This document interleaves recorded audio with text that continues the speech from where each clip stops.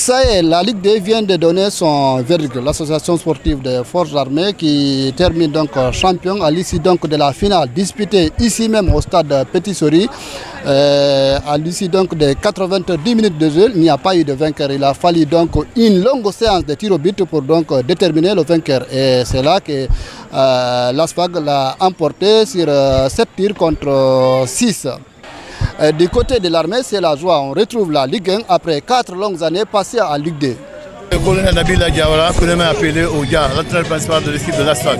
Vous avez permis à l'ASFAG non seulement d'être champion, mais le retour de l'ASFAG à Ligue 1. Pour aujourd'hui, votre sentiment par rapport à cette rencontre-là? Vraiment, c'est un sentiment de satisfaction. Et puis en plus, je remercie aussi mes athlètes parce qu'ils ont respecté les consignes.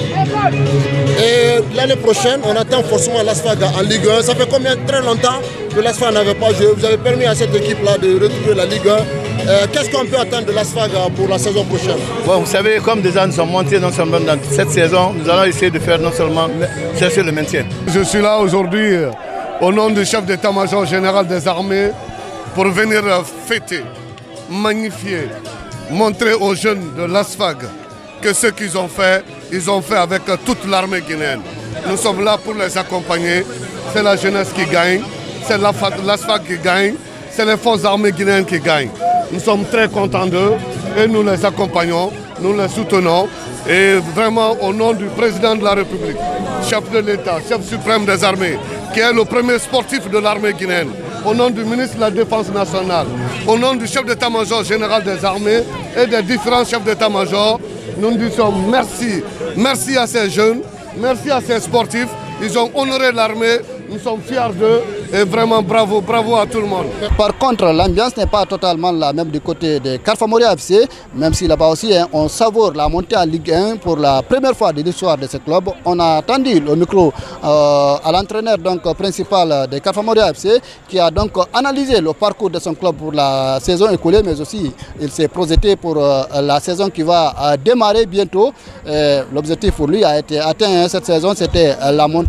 Il voulait quand même terminer sur une bonne note. Malheureusement pour lui, ça n'a pas été le cas. Il se projette déjà sur la saison à venir. On écoute l'entraîneur principal de Carfamoria FC. L'objectif était de monter en Ligue 1 et Dieu merci, Dieu nous a facilité ça. Après la montée, vous aviez promis de finir de la plus belle des manières avec ce sacre en Ligue 2. Ce n'est pas arrivé. Oui. Qu'est-ce qui vous a manqué dans ce match? Ah, c'est la finition. C'est la finition parce qu'on était meilleurs sur le terrain. Physiquement, tactiquement, techniquement, on était là. Donc, mais Dieu merci, on n'a pas les occasions qu'on a eues, on n'a pas pu les concrétiser. Et c'est ainsi va le football. Il y a du haut, il y a du bas. Donc, nous, on n'a pas été réalistes. Finalement, le tir au but. Donc, vous-même, vous avez les scénarios. Donc, moi, quand même, je suis satisfait. Parce que moi, l'objectif primordial était de la montée, ça c'est assuré. Ok, vous êtes monté, vous êtes satisfait, vous dites, mais est-ce que vous êtes aussi triste d'avoir perdu cette finale? Oui, parce qu'on voulait aller au-delà de ça. On voulait rentrer à Cancan demain avec le trophée là, mais Dieu n'a pas voulu. C'est pas aussi mal. Donc pour moi quand même, je suis satisfait et puis je suis un peu regretté d'être passé. On pouvait écrire l'histoire d'être le champion, mais finalement Dieu n'a pas voulu. Alors maintenant en Ligue 1 l'année prochaine, c'est quoi l'objectif? Qu'est-ce que vous comptez y faire aussi? Oui, l'objectif c'est sûr, c'est le maintien. Parce que c'est une équipe promise. C'est la première fois que Carfamoria monte en Ligue 1. Donc l'objectif primordial, c'est le maintien. Après on verra la suite. Il faut noter que cette année, ce n'est pas une saison régulière qui a été disputée en Ligue 2. Les 14 clubs qui composent cette élite ont été départagés en 2 poules de 7. À l'arrivée, donc, c'est l'ASFAG et Carfamoria qui sont arrivés respectivement leaders de leur groupe et se sont affrontés pour donc déterminer le champion.